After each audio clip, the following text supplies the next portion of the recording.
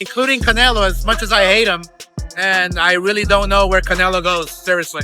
I don't expect anything less than that with that kind of person. He's an Sometimes styles make fights. Sometimes fighters get a little tentative. They get a little, gun shy.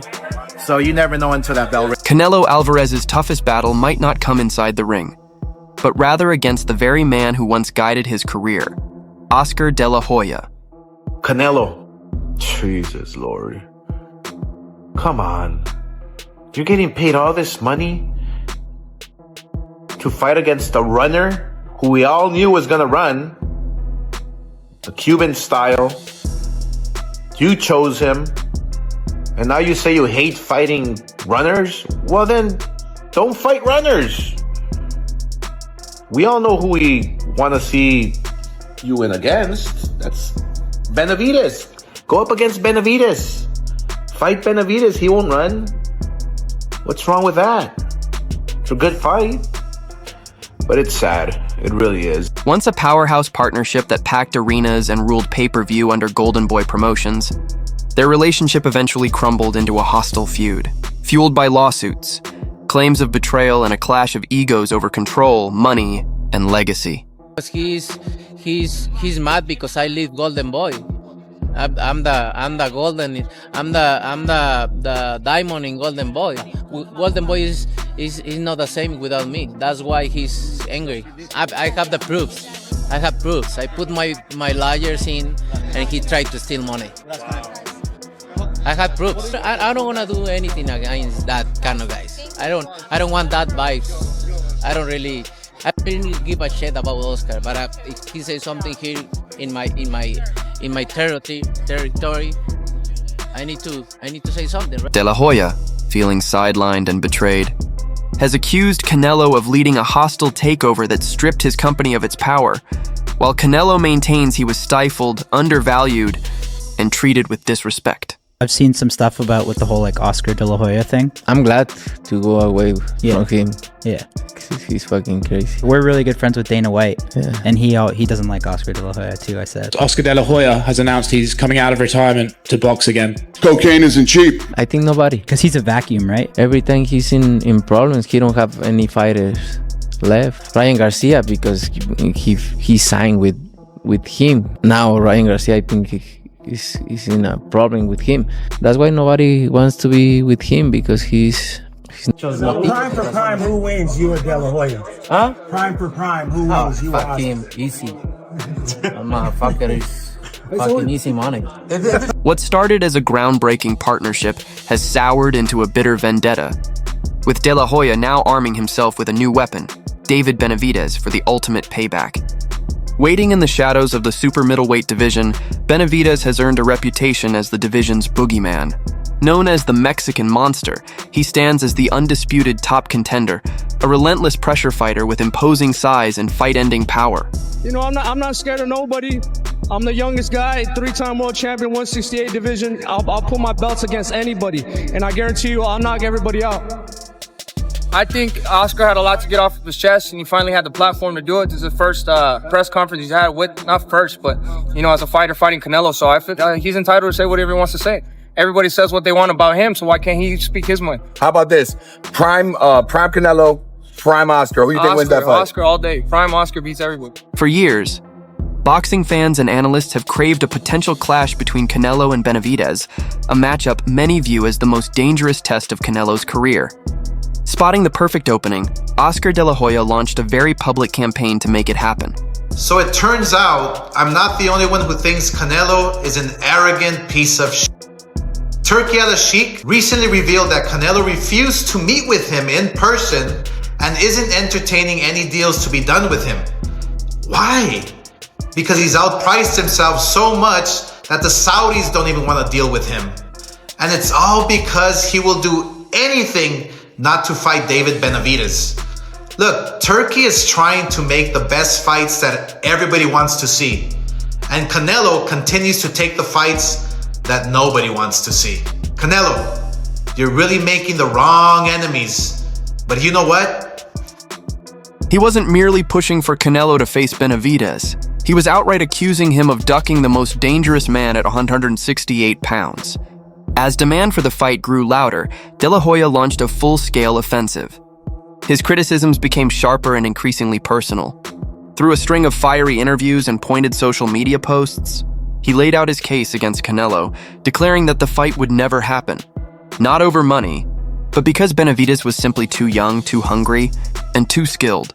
Why can you not give us Canelo Benavidez? Why? Canelo, why? I do not understand it. You're demanding $200 million? Like, come on, dude. Basically, Canelo doesn't want to give us the good fights. Imagine if Canelo and Benavidez gets made. That's the Super Bowl of boxing. Boxing is on the rise. Canelo, don't screw it up for us. I thought I would never say this, but Canelo's scared. Literally, I thought I would, as a fighter, I know fighters are not scared. But wow, we've been begging Canelo, please, Canelo, please. We want this fight. It's all ego. It's all just being arrogant. You know, come on, just get paid. It's gonna be the biggest payday of your career anyway. Not just what you're asking, but man, we need this fight. Boxing needs this fight. The accusation was aimed straight at Canelo's pride, painting the pound-for-pound king as a man avoiding a younger, hungrier predator. De La Hoya then dropped his boldest prediction yet, that Canelo knows David Benavidez would knock him out. But he didn't stop there. He went on to reveal what he claimed was Canelo's hidden tactic to dodge the matchup, demanding an astronomical $150–200 million payday. De La Hoya branded it a textbook trick, Boxing 101, a way to act like you want the fight while secretly ensuring it. Yeah, that's just another way to say I don't want to fight him. That's the bottom line. That's basically it. I don't want to fight him. So you throw out a number. I mean, it's classic from Boxing 101.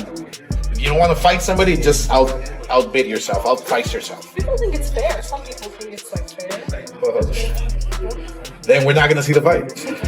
And I want to see the fight. Benavidez would be a threat for anybody. I love his style. I love his mentality. Straightforward. You know, he's a great fighter. I wouldn't take that route. Canelo should take a different route. I think. The feud over the Benavidez fight isn't happening in isolation. It's rooted in a long history of messy negotiations and cutthroat tactics at boxing's highest level. One of the most explosive recent examples involves none other than one of De La Hoya's own top stars, Ryan Garcia. Hall of Fame boxer, Oscar De La Hoya. First of all, thank you so much for the interview. What do you make of the rehydration clause? This is news to me. I knew there was a catch weight, but there's a rehydration clause. Is there any concern for you as far as that for your fighter? No concern whatsoever. Both fighters are professionals. Both fighters have been waiting for this fight for a long time, and so the fact that they've already been training, the weight is down on Ryan Garcia, on Tank Davis. They're professionals, so there's no issue whatsoever. It's sometimes standard to have some kind of clause like that in a contract, but we strongly feel that both fighters will have no issues whatsoever. When Ryan Garcia was lined up to face Gervonta Tank Davis, De La Hoya alleged that Davis's camp forced rehydration clauses into the contract, rules that drastically restricted how much weight Garcia could put back on after the weigh-in. De La Hoya has been vocal in claiming those conditions were a deliberate attempt to drain his fighter and leave him compromised once the bell rang on fight night. You know, when Tank Davis and his team, drained Ryan and had all those rehydration clauses, and you can only gain so much weight during fight day, it takes a toll on your body, and it doesn't make it fair for anybody. Whoever makes the first mistake, You guys can stop here. is obviously gonna get the short end of the stick. But I see those Ryan and Tank want each other so bad. I think styles are gonna go out the window and they're gonna clash. That's all I see. How do you look to you based on this last performance now coming into this Ryan fight? This last fight, I have to give Ryan the advantage, not just because he's with Golden Boy, but look, Tank's a beast. He is. I mean, I remember a long time ago I said, man, don't fight Tank. Not just yet. Tank is a beast. I remember saying that at the StubHub. Yeah, when somebody asked me, and I said, you know what, this guy's a beast. So, but now I have to give Ryan the advantage because Ryan's a fighter who fights tall and throws that snap jab with the right hand, that check hook. I mean, if he catches Tank coming in, it's sayonara. It's goodbye. It's good night. Did you see that him troubling Tank? Having seen what he considered shady negotiation tactics used to weaken one of his own stars, De La Hoya now looks at Canelo's reported $200 million price tag for the Benavidez fight with deep suspicion. To him, it's not a genuine figure, but a classic. Boxing 101 maneuver, a built-in roadblock designed to avoid a dangerous opponent without admitting it outright. What's up, bro?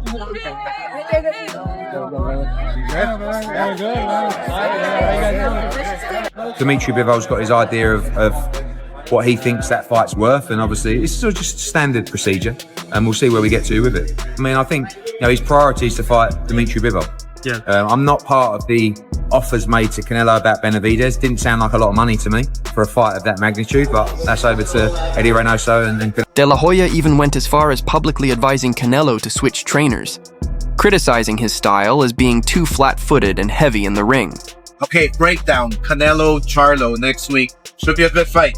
So Canelo, obviously, he's very flat-footed, heavy inside the ring. He literally walks like he has quicksand on his feet. But I think that if he throws those big bombs on Charlo's arms, obviously during the rounds, his arms will come down. And in the later rounds, Canelo will chop him down and eventually maybe stop him. But if Charlo keeps his jab, double, triple, double, up, down, and throws combinations and moves and stays this distance, he can give Canelo a lot of trouble. Just like Bivol. He was throwing punches, coming back out. Throwing punches, coming back out. Keep your distance, use your jab, boom. Should be an easy win for Canelo, or should be a masterful performance by Charlo. He even suggested that Canelo's biggest weakness is his inability to stay composed when facing slick, elusive opponents, saying the frustration shows in both his actions and mindset. Get a new trainer. I can't advise him on retiring or staying in box. That's a very personal decision. But I can say, hey, get a new trainer. You'll do better.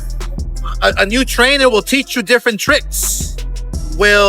Imagine him getting one of the best trainers out there in the world, like a Ronnie Shields, who's gonna teach you footwork, who's gonna teach you speed and movement and not be so heavy on your feet. So imagine with his power and with his reflexes, he still has a chance to fight several more fights with the elites, but he needs a new trainer. Floyd, for me, is the best trainer I've ever had in my life. He would revitalize his style. He would make him a new fighter. That's how great Floyd is. He was feeling and thinking. It's called frustration. You know, when you're facing a Floyd, he got frustrated. When he faced Bivol, he got frustrated, tried to lift him up and body slam him in the ring. When he got hit by Crawford and he took that deep breath, it's frustrating. Don't get me wrong. Canelo facing the right opponent that's going to stay in front of him, that's going to fight, that's going to make it a brawl, Canelo knocks him out.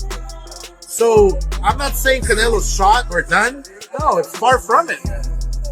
It's all on the matchmaking. It's all who you put in front of him.